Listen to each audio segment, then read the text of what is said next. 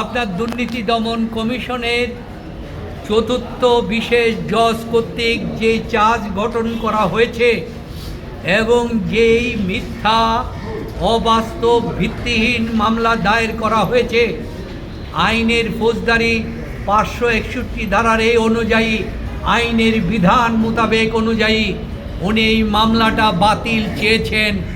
কিন্তু অত্যন্ত দুঃখ এবং পরিতাপের বিষয় যে ডক্টর ইউনূসের ভাগ্য এতই খারাপ, এতই অবহেলিত, আজকে হাইকোর্ট এই 3 দিন শুনানি করে এই মামলাটিতে রুল পর্যন্ত ইস্যু না করে আজকে এটা খারিজ করে দিয়েছে। অথচ এই মামলায় আমাদের বক্তব্য ছিল যে ডক্টর গ্রামীণ টেলিকমের চেয়ারম্যান বোর্ডের সিদ্ধান্ত অনুযায়ী তারা শ্রমিকদের টাকা শ্রমিকদের অ্যাকাউন্টে এবং শ্রমিক এবং তাদের সেটেলমেন্ট অ্যাকাউন্টে দিয়ে দিয়েছে। ওই হাইকোর্টে যে মামলা হয়েছে কোম্পানি কোর্টে, ওই সেইখানের সমঝোতা চুক্তি মোতাবেক এবং লেবার আইন মোতাবেক সেই আইনের টাকা 437 কোটি টাকা দেওয়ার পর ওই টাকাতে হাত দেওয়ার ক্ষমতা ডক্টর ইউনূস বা গ্রামীণ টেলিকমের নাই, কারণ ওই টাকা হয়ে গেছে একটি ভিন্ন অ্যাকাউন্ট। শ্রমিক এই যে সিবিএ এবং যে মালিক পক্ষে যে থাকে ব্যবস্থা বলছে তারাই আরেকটা ভিন্ন ব্যাংকে, ঢাকা ব্যাংকের অ্যাকাউন্টে। সুতরাং এইখানে তো ওনার বিরুদ্ধে আত্মসাতের অভিযোগ আসে না, কারণ উনি কাছে তো কিছু নাই, উনি আত্মসাৎ করবেন কেন? টাকা ট্রান্সফার হয়েছে ওইখানে। আবার 26 কোটি টাকা যে লয়ারের ফি এবং ওইটাও দেওয়া হচ্ছে ওই সেটেলমেন্ট অ্যাকাউন্ট থেকে। এটাতে ডক্টর ইউনূস বা গ্রামীণ টেলিকমের কোনো কিছু নাই, সেটাও নাই। 420 ধারায় তিনি কাউকে প্ররোচনা করেন নাই যে তুমি আমাকে দাও, সেটাও হয় নাই। মানে তারপরে বলেছে এই যে ইয়েটা এগ্রিমেন্ট, এটা জাল, অথচ এটা হাইকোর্টে প্রদর্শিত এগ্রিমেন্ট।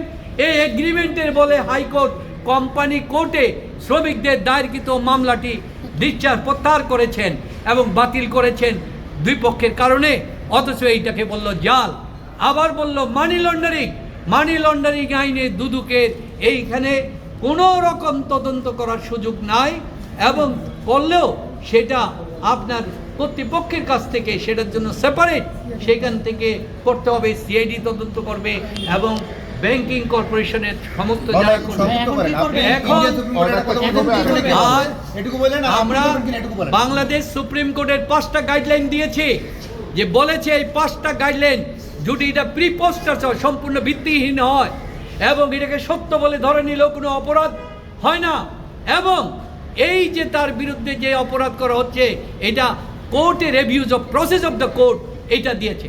আর ইন্ডিয়ান সুপ্রিম কোর্ট এই 5টার সাথে আরও 2টা যোগ করেছে, যে রাস্তার একটা সাধারণ নাগরিক সেও যদি প্রতীক যে বলে যে এই আইনটা, এই মামলাটা এই ব্যক্তির বিরুদ্ধে ষড়যন্ত্রমূলক, তাহলেও সেটা বাতিল হবে। আবার বলেছে এখানে ম্যালিসিয়াস এবং আপনার যদি মেলাফাইডি হয় এবং যদি পার্সোনাল গ্রাজে করা হয়, আমরা বললাম ইন্ডিয়ান সুপ্রিম কোর্টের এই সিদ্ধান্তের সাথে মানা হয়, তারপরও এগুলির বিবেচনা করা হয় নাই। এখন কি করণীয়? এখন আমাদের করণীয় হচ্ছে আমরা আপিলে যাব, যেহেতু ডক্টর ইউনূস সাহেব সর্বকাল আপনাদের বলেছেন আমি আইনের প্রতি শ্রদ্ধাশীল, উনি বিদেশের সমস্ত প্রোগ্রাম ফেলে দিয়ে এসেছেন, আমরা সুপ্রিম কোর্টে এইখানে আমরা আপিলে যাব। সুতরাং তিনি এই দেশের যে আইন আছে, আইন শ্রদ্ধাশীল এবং আইনের কাছে সমস্ত ব্যাখ্যা বিবেচনা দিবেন, এটা রক্ষা করার মালিক বিচারক বিন্দু। এটা আমাদের লয়ারের কারণ হচ্ছে সত্যকে ডেরুন। এবং ওনার বিরুদ্ধে যে মানি লন্ডারিং মামলায় অভিযোগ গঠন হয়েছে, সেই মামলাটি বাতিল চেয়ে হাইকোর্টে একটা মোশন দায়ের করেছেন, যেটা গত 3 দিন শুনানি হয়েছে। 10 জুলাই, 11 জুলাই, আজকে 24 জুলাই, 3 দিন শুনানি অন্তে আজকে মহামান্য হাইকোর্ট সেটা সরাসরি খারিজ করে দিয়েছেন এবং বিজ্ঞ বিচারিক আদালতকে বলেছেন ভারতপক্ষে 1 বছরের মধ্যেই মামলাটি যেন শেষ করে দেওয়া হয়। আমাদের মুখ্য আর্গুমেন্টটা ছিল সেটা হলো যে এখানে অপরাধের প্রাথমিক সত্যতা প্রতীয়মান হয় এবং উনি যে আর্গুমেন্টটা করেছেন মামুন সাহেব ডক্টর ইউনূসের পক্ষে, সেই আর্গুমেন্টের বেসিসটা ছিল ডিফেন্স মেটেরিয়ালস, মানে আসামিদের পক্ষের আর্গুমেন্ট দেওয়া। কিন্তু supreme court of Bangladesh, supreme court of India, ওনাদের স্বতঃসিদ্ধ সিদ্ধান্ত হলো ডিফেন্স মেটেরিয়ালসের উপর কখনো মামলা কোয়াশ হবে না।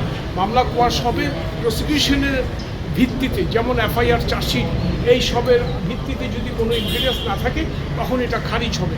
আমরা দেখিয়েছি এফআইআর থেকে, চার্জশিট থেকে, যে এখানে মামলার যথেষ্ট উপাদান আছে, কাজে এটা খারিজযোগ্য।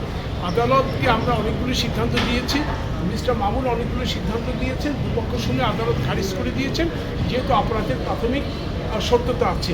মাঝখানে উনি একটি প্রশ্ন উঠিয়েছিলেন, এখানে বিএফআইউর স্যাংশন লাগবে, কিন্তু আমরা বললাম বিএফআইউ একটা ইন্টেলিজেন্স এজেন্সি, আর্থিক অপরাধের আর্থিক গোয়েন্দা অধিদপ্তর হিসেবে কাজ করে, তারা কোনো স্যাংশন দিতে পারে না। স্যাংশন দেয় শুধুমাত্র আপনার দুর্নীতি দমন কমিশন অথবা সিআইটি হেড।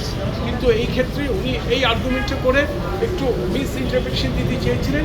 আমরা এটা বিস্তারিত ব্যাখ্যা দিয়েছি। ব্যাখ্যা দেওয়ার পরে আদালত ওনাকে বললেন বিএফআইউ স্যাংশন লাগবে, এই ধরনের কোনো আইনের প্রভিশন আছে কি না, বা যেখানে স্যাংশনিং অথরিটি যাদের নাম আছে, যেমন CIT, national board of revenue, দুর্নীতি দমন কমিশন, এইসব কলামে বিএফআই কোনো নাম আছে কিনা। কিন্তু দুঃখজনক হলো সত্যি উনি এটা দেখাতে পারেনি, কোনো আইনও দেখাতে পারেনি যেখানে বিএফআইউর অনুমোদন লাগবে। এখানে কোর্ট কিছু বলেছে কিনা, মানে কি বলে ওনারা কাজ করবে? কোর্ট বলেছে অপরাধের প্রাথমিক সত্যতা আছে, অপরাধ প্রাথমিকভাবে প্রতিবাদ হচ্ছে, তবে এটা কতটুকু সত্য, কতটুকু মিথ্যা, এটা বিচারিক আদালত সাক্ষ্য প্রমাণের ভিত্তিতে নির্ণীত হবে। এবং বিএফআইউর কোনো স্যাংশন লাগবে না। দুদক যে স্যাংশনটা দিয়েছে দ্যাট ইজ আপিলে তো যেতেই পারে। দেখুন গত মঙ্গলবারে এই মামলাটির সাক্ষ্য ছিল আমাদের যিনি ইনভেস্টিগেটর, হ্যাঁ এর পরবর্তীতে অবশ্যই সাক্ষ্য হবে, কারণ এটা সম্ভবত অগস্টের 5 তারিখ।